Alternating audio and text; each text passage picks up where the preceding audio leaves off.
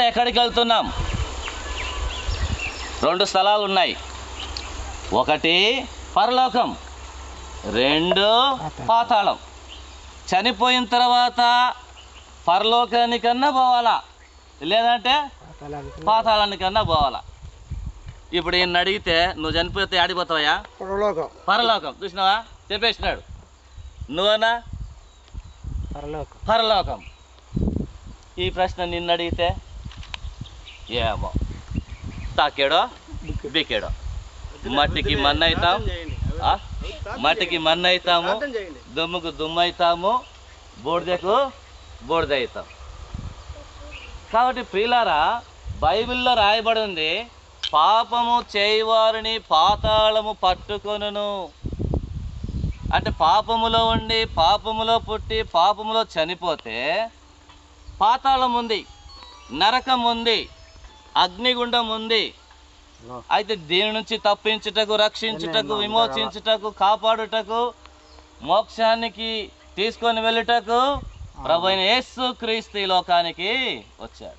సరిగ్గా 2000 సంవత్సరాల క్రిందట ఇదే భూమిపైన ఒక కన్యక గర్భవతి అయి కుమారుని కనును.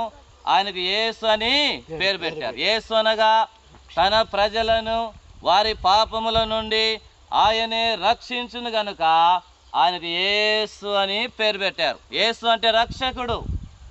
దేని నుంచి రక్షించేవాడు అనగా పాపము నుండి. పాపులు అనగా ఎవరు?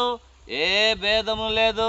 మనమందరమును పాపము చేసి దేవుడు అనుగ్రహించు మహిమను పొందలేకపోతున్నాం.